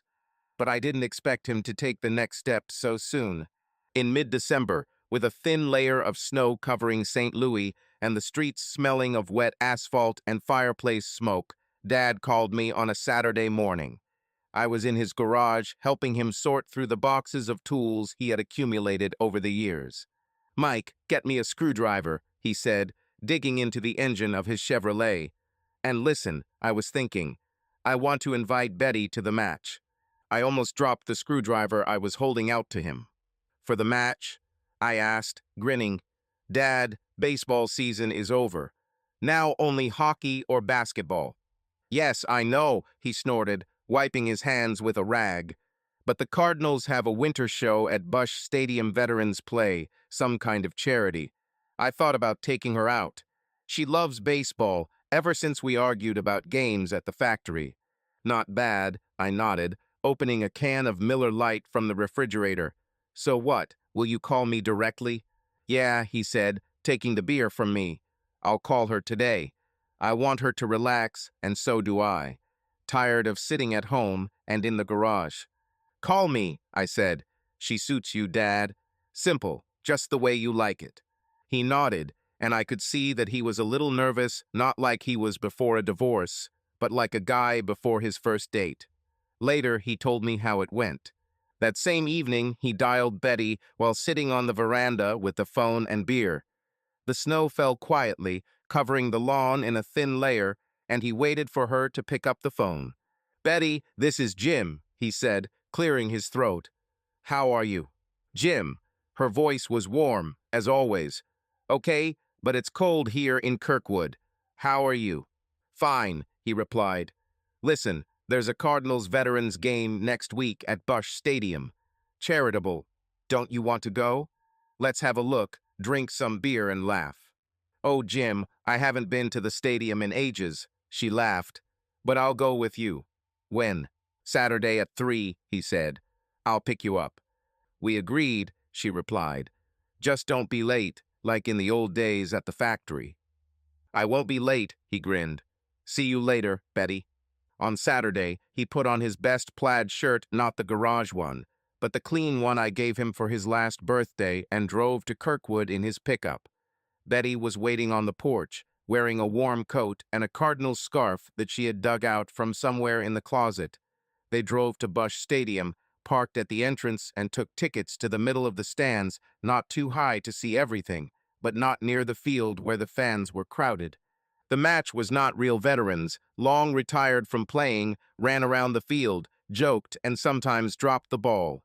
The crowd laughed, drank beer, and ate hot dogs. Dad bought himself and Betty each Budweiser in plastic cups and a couple of hot dogs with mustard. "I remember Frank and I going there in the 80s, Betty said, taking a bite of her hot dog. "He always yelled at the judge, even if he was right." "I was arguing with Tommy about who was better, Ozzie Smith or Lou Brock," Dad answered, taking a sip of his beer. "I still think it's Ozzie." "Ozzie, of course," she nodded. "He jumped like a cat." "Did you see how he tumbled in '85? "You bet," Dad grinned. "I lost my voice a little when he stole the base." They chatted about old games, about the plant, about how St. Louis had changed. In the middle of the match, one of the veterans knocked the ball in their direction. Dad jumped up to catch it. He always dreamed of catching the ball at the game, but instead he tripped over the bench and half a glass of beer spilled right onto his jeans. "Damn it," he cursed, looking at his wet pants. So much for the hero of the Tribune. Betty laughed so hard she almost dropped her hot dog. "Jim, you're like a kid," she said, wiping away tears. "I should have seen your face. It looked like you blew it in the cup final." "Yeah," he shook his head, but also laughed. "It's good that I didn't catch the ball, otherwise I would have broken my head." "Leave it to the young people," she winked. "You and I would rather drink beer than chase balls." They laughed until the end of the inning, and Dad didn't even bother to dry his jeans. He just waved his hand and ordered another beer. The match ended in a draw, but they didn't care. They left the stadium, still giggling, and her dad walked her to the pickup truck. "Thanks, Jim," Betty said when they reached Kirkwood. "I haven't had so much fun for a long time." Even with wet pants, you are the best. I'm still in shape, he grinned. Come see me sometime.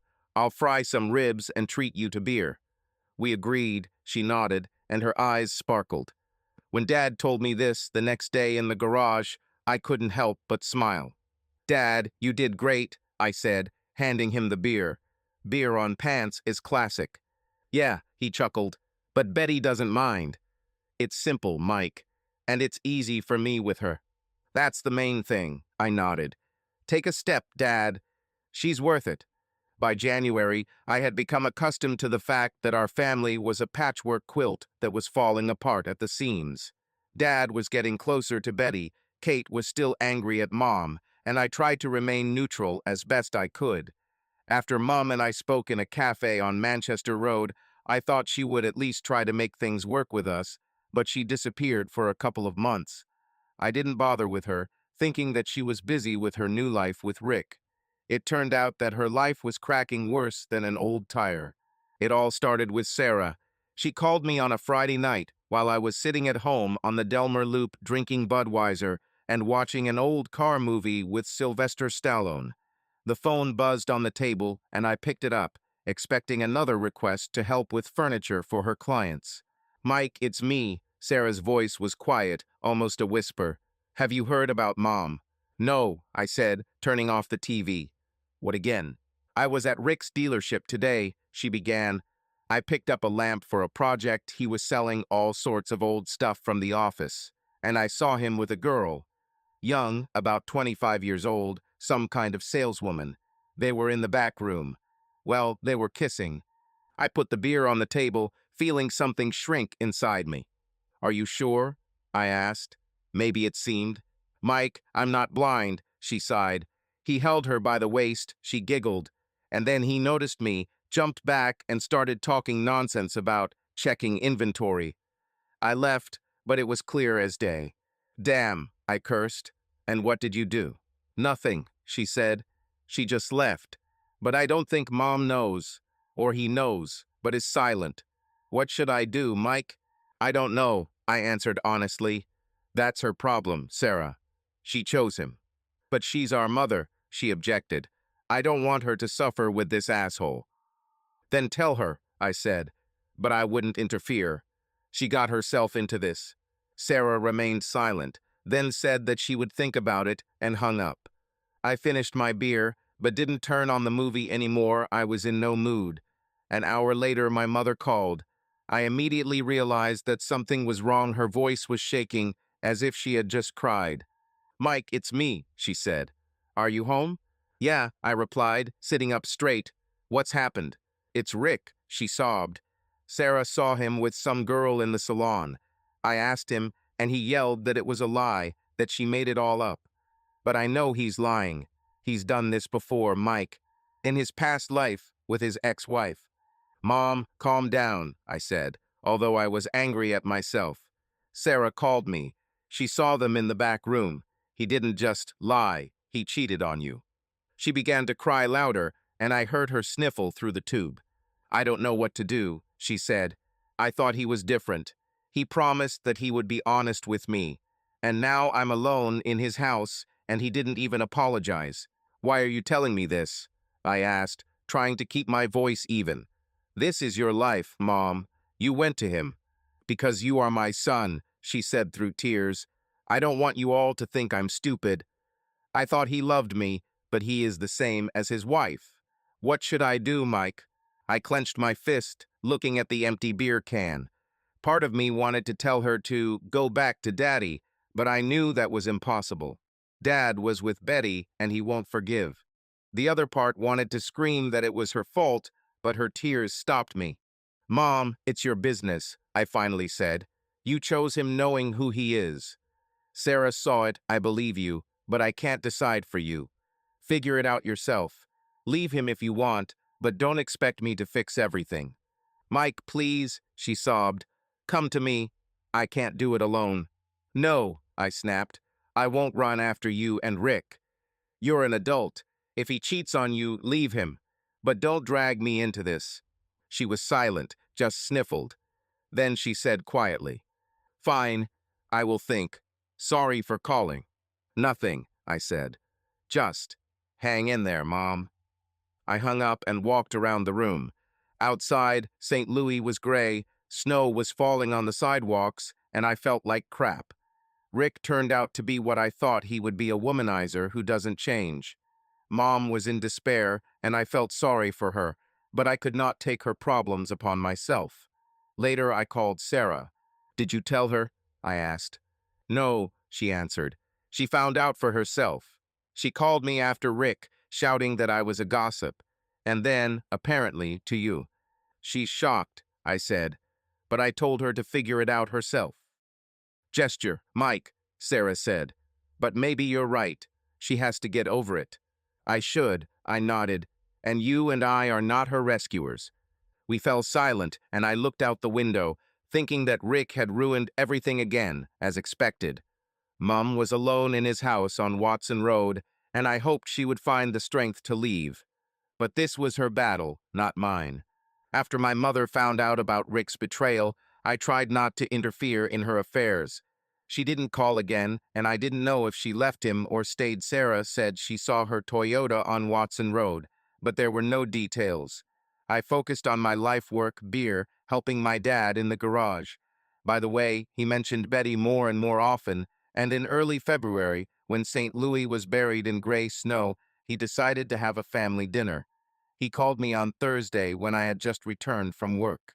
Mike, I'm getting everyone together on Saturday, he said, and I heard him tinkering with something in the garage. Betty wants to cook chicken. Call Kate and Sarah. We haven't sat together for a long time. Good idea, Dad, I replied, opening the Budweiser. At what time? By 6, he said. And don't be late, otherwise Kate will say again that I overcooked everything. I smiled and promised to be on time. I called Kate, and Sarah. Kate muttered that she would come if there were no mom's surprises, and Sarah was delighted, saying that she would bring a pie from the bakery on Grand Avenue. On Saturday, I came to my dad in Ferguson. A little earlier, I wanted to help with the problem. The house looked almost the same as before. An old oak tree in the yard, a veranda with a shabby chair, the smell of gasoline from the garage. But it was warmer inside. Betty was already in charge of the kitchen, wearing an apron and with a smile, and Dad was setting the table in the living room. Mike, come in, Betty shouted, wiping her hands on a towel. The chicken is almost ready. Jim, don't forget the plates. I won't forget, he muttered, putting a stack of plates on the table. Mike, pour a beer if you want. In the refrigerator. I grabbed a couple cans of Miller Lite, one for me, one for Dad, and sat on the couch, watching Betty take a tray of golden fried chicken out of the oven. The smell was such that it made your mouth water. Crispy crust, spices, a little garlic. She added a bowl of potatoes and a plate of corn that she bought at the market. Betty, you're a magician, I said, taking a sip of my beer. Dad, where did you find her? At the fair, he grinned. While you were wandering around in cars, I tried the pies. And he tried well, Betty winked. Otherwise, I would still be sitting in the garage alone. Kate and Sarah arrived almost simultaneously. Kate entered first, wearing jeans and a stern face, but softened when she saw Betty. It smells like Grandma's, she said, throwing her jacket on a chair. You cook ribs better than Dad. It's not difficult, Dad chuckled. I just love fire, and she loves the oven. Sarah came in with a box of apple cinnamon pie and hugged Betty. Thank you for calling, she said. We haven't planned to for a long time. We sat down at the table, Dad at the head, Betty next to me, Kate and Sarah opposite me. The chicken was crispy on the outside and juicy on the inside. The potatoes melted in your mouth, and the beer flowed like a river. For the first time in months, I felt like we weren't just a bunch of broken people, but something like a family. I remember how Tommy and I fried chicken at the factory, Dad began, cutting off a piece, right in the warehouse on the tiles. The foreman smelled it and yelled that we would start a fire. And they arranged it? Kate asked, grinning. Almost, he chuckled. Tommy dropped the frying pan and the oil burst into flames. Okay, I had a fire extinguisher handy. Betty laughed, almost choking. Jim, You and Tommy are worse than children, she said. At least I didn't set the stove on fire in the dining room. But your soup ran away once, her dad jokes. You yourself told me how the fire department was called. One time, she patted him on the shoulder. You stole a tractor, so what? I didn't steal it, I borrowed it, he corrected with a serious look. Otherwise, the wings for the fighters wouldn't have been unloaded. I'm a hero, Betty. We all laughed. Kate almost spilled her beer. Sarah covered her face with her hands, and I slammed my fist on the table. It was an old story, but in his performance it sounded like a comedy. Dad, you should write a book, Kate said, wiping away her tears. How to Steal a Tractor and Remain a Hero. With a foreword from Tommy, Sarah added, and we laughed again. Betty brought the pie, and we ate it with coffee and continued chatting. She told how she once baked a cake for the boss at the factory, and it ended up with salt instead of sugar. Someone played a prank by replacing the jars. He took a bite and almost choked. She laughed. And I'm standing red. I think they'll fire me. But he just laughed and said that I was the salt of the earth. He was a good man, Dad nodded. It's a pity there are few of them. We sat until midnight, laughing until we cried at Dad's stories, Betty's jokes. Even Kate broke up, telling how she mixed up patients in the hospital and almost injected one with coffee instead of medicine. It's good that he didn't wake up, she said, and we collapsed with laughter again. As I drove home through the snowy streets of Ferguson, my chest felt warm. Betty brought it to our house not only as chicken, but also something more: laughter, comfort, the feeling that we are still a family. Dad looked alive, Kate had forgotten her anger, and Sarah was glowing. For the first time in a long time, I thought we might make it. After dinner at my dad's, I felt better than I had in months.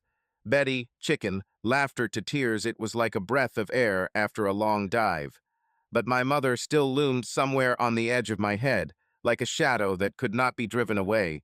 I didn't call her after her desperate call about Rick's infidelity, and she remained silent until late February, when St. Louis was buried in sleet and the roads were a mess. Then she called again. I was at home in my Delmer Loop apartment, drinking Budweiser and watching the news about another Blues game when my phone buzzed. Mom flashed on the screen, and I almost ignored it, but still picked up the phone. Mike, it's me. Her voice was hoarse, as if she was screaming or crying. I left Rick. I put the beer on the table and straightened up. Gone? I asked again. When? Today, she said. We quarreled. Again. He came late, drunk. I asked where he had been, and he started yelling. He said that he was tired of me, that he didn't sign up for the old woman. I packed my things and left. Where did you go? I asked, feeling anger and pity mixing inside. I got a motel room on 270, she answered. Red Roof Inn. For now here. Mike, I don't know what to do. Mom, you left on your own, I said, trying to keep my voice even. This is your step. Why are you calling me? Because I want to apologize, she sobbed. In front of you, in front of Kate, in front of Sarah. I was a fool. Rick, he's not what he seemed. I thought he loved me, but he was just using me. And I lost you all. I was silent, looking at the TV, where they were showing an advertisement for tires. Her tears were real, but I remembered the Cadillac, her lies, her choices. Mike, are you there? She asked quietly. Here, I said. Look, I'm glad you left him. He's an asshole, we knew it. But an apology, it's not that simple. I know, she said. I don't expect you to forgive me now. But I want to try to fix everything. Please give me a chance. It's not for me to decide, I replied. Kate hates you, Sarah wants to forgive you, and I don't know, Mom. You deceived us, abandoned Dad. I can't just forget. Don't forget, she said. But give me time. I want to prove that I can be better. Prove it, I said firmly. Not in words, but in deeds. Show that you are serious. In the meantime, figure it out for yourself. She fell silent and just sniffed. Then she said, Okay, Mike, I will try. Thanks for listening. Hold on, Mom, I said and hung up. The next day I called Sarah to tell her. She was in her studio, drawing a sketch for a client. Sarah, Mom left Rick, I said. I called yesterday. She said they had a fight and she was at the motel. Is it true? Sarah gasped. Oh, Mike, I'm glad. He didn't deserve her. Is she okay? I don't know, I answered honestly. She cried and asked for forgiveness. I told her to prove it with time. Tough but fair, she said. I'll call her. Maybe I'll go see her. As you wish, I said. But don't rush to reconcile her with us. Let her move on her own. Okay, she nodded. Does Kate know? Not yet, I said. And don't tell her. She'll be mad that I even talked to my mom. Sarah agreed, and we said goodbye. A couple of days later, she said that she went to a motel. Mom looked tired, but determined she rented a room for a week and looked for an apartment in South St. Louis to start over. Sarah brought her a pie and some clothes, but did not stay long. She wants us back, Mike, Sarah said over the phone. I saw it in her eyes. Maybe he does, I answered, but I'm not ready yet. I didn't call my mom, but I thought about her more often than I wanted to. She left Rick, and it was a move I respected.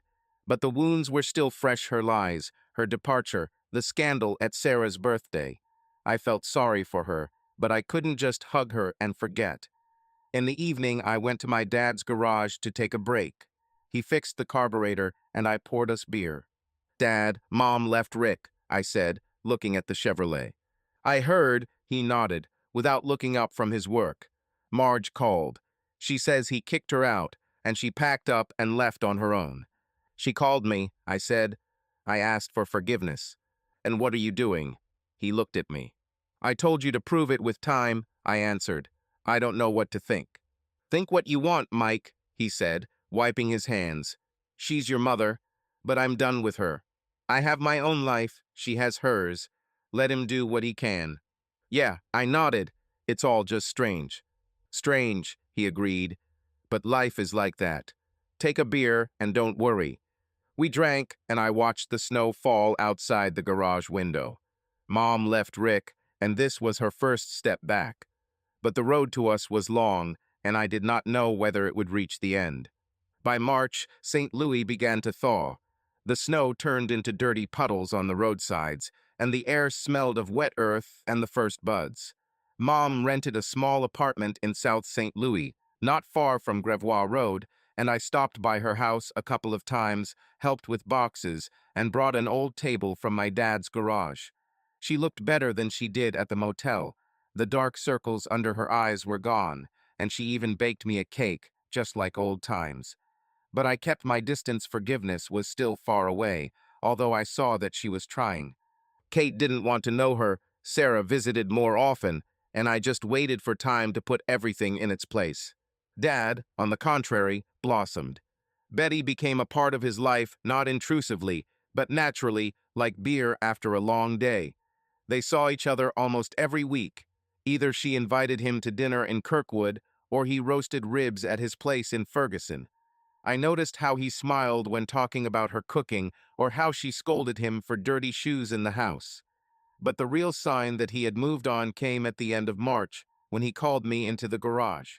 I arrived on a Saturday morning, Budweiser in hand, to help him with his Chevrolet's oil change before spring. The garage smelled of gasoline and metal, the radio was playing oldies, and Dad was standing at the workbench in his plaid shirt. Mike, sit down, he said, nodding towards the old chair. Pour me a beer. There is a conversation. I opened another can from the refrigerator, handed it to him, and sat down, waiting for another tale about the plant. What's this time? I asked. Did he steal the tractor again? No, he chuckled, sipping his beer. Listen, Betty and I are going to the Lake of the Ozarks. Next week. We want to spend a couple of days there, go fishing and relax. She had been asking for a long time, and I thought, why not? Ozark, I smiled. Cool, Dad. It's like Table Rock, but closer. When did you decide? Yesterday, he said. She called and said that she had found a house by the water, inexpensive. I thought it was time to clear my head. Yes, and she needs it. She spent the whole winter in the kitchen and at fairs. Good plan, I nodded. Take fishing rods, plenty of beer, and relax. Betty deserved it. Yeah, he looked at me, and there was something new in his eyes. You know, Mike, I'm happy with her. I didn't think it would be like this after Anne, but here it is. It is simple, as it should be, and easy to use. I see, Dad, I said, tapping him on the shoulder.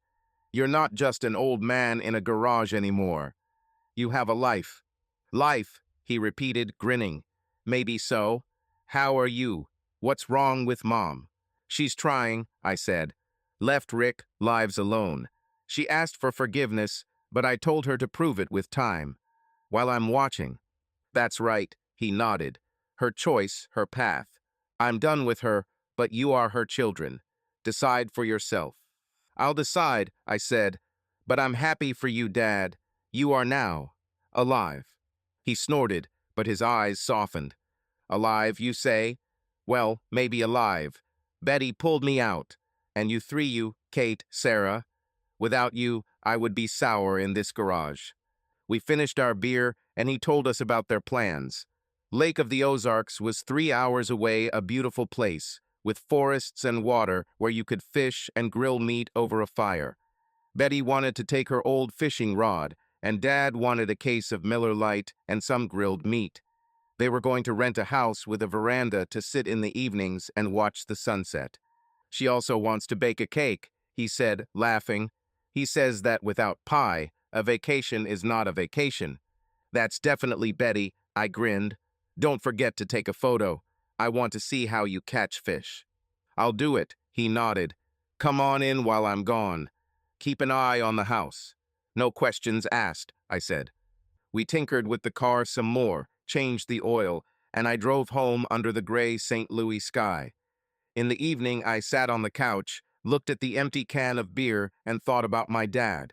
He was happy not loudly, not for show, but quietly, truly. Betty gave him what Mom took away, and I saw it in his eyes, in his voice, in the way he planned this trip. He moved forward, and I realized that it was time for me too. Mom was out there somewhere, in her apartment, trying to put her life back together. I didn't hate her anymore, the anger was gone. Only fatigue and slight pity remained. She was wrong, but she was my mom, and I decided to give her a chance when I was ready. Dad found his way, and I had to find mine. I opened another jar, drank to him and Betty, and thought it was time to let go of the past. Don't forget, but just let go like an old Chevrolet that still drives, but no longer pulls as well as before. The next week, Dad went to the Ozarks with Betty. He sent me a photo. They are on the shore, with fishing rods, smiling, and behind them the water glistens in the sun. I looked at them and knew that this was a new start. Subscribe to our channel so that your love doesn't cheat on you, and go ahead and listen to the next story, because this story is nothing compared to the next one. If you're under 18, don't even think click to the next one.